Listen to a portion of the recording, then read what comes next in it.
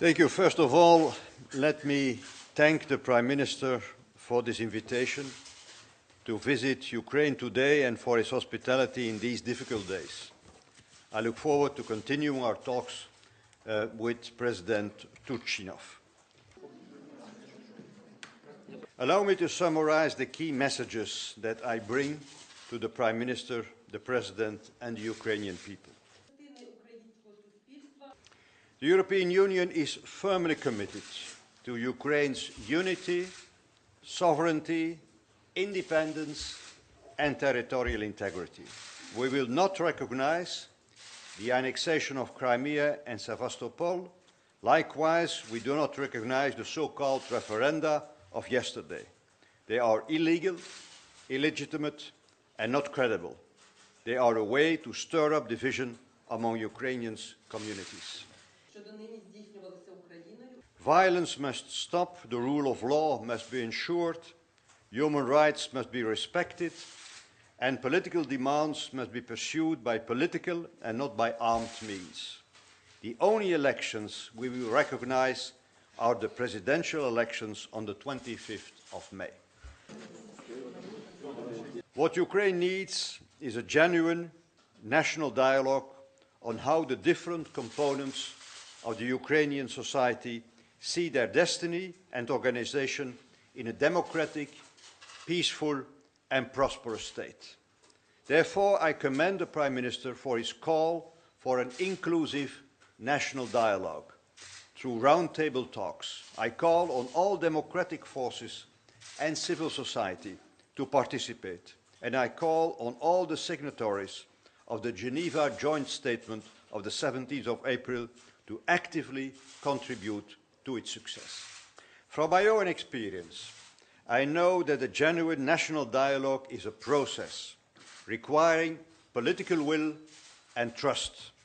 The Prime Minister's initiative should therefore be seen and recognized as a first and important confidence-building measure and an important outreach in the run-up to the presidential elections of the 25th of May. The holding of free and fair elections on the 25th of May will be an important step to overcome the crisis. I urge all political actors to fully support the process. There must be no outside interference. In this context, I take note of President Putin's recent declaration regarding the presidential elections. The European Union will strongly support the OSCE and ODIHR monitoring role. The Geneva Joint Statement on initial concrete steps to de-escalate tensions and restore security must be implemented. I salute the steps taken so far by Ukraine to this end. In our view, the Russian Federation has so far not lived up to its Geneva commitments. It is urgent that Russia call upon the armed separatists to lay down their weapons and to vacate the buildings they illegally occupy. Implementation of the Geneva Understanding is the best chance we have to make progress. The OSCE has an important role to play in this Ukrainian-owned process. In the absence of de-escalation, the European Union has imposed sanctions in the form of visa bans and asset freezes.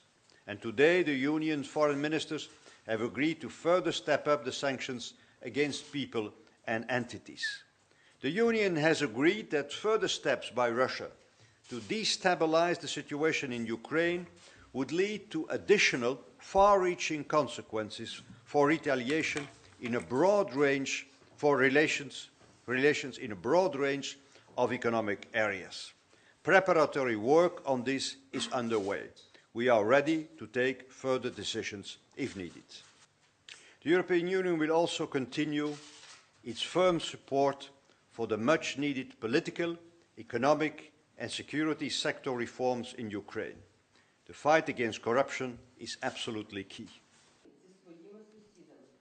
We will contribute with very significant financial support.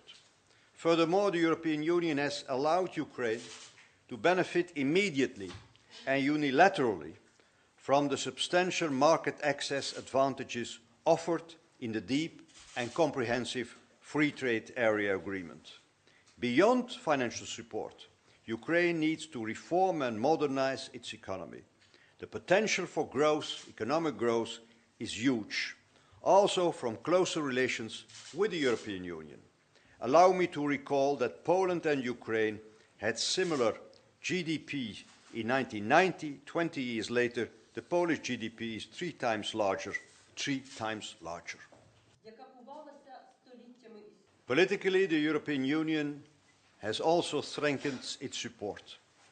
The 21st of March, the European Union and Ukraine took a very important step in deepening our relations by signing the political chapters of the Association Agreement.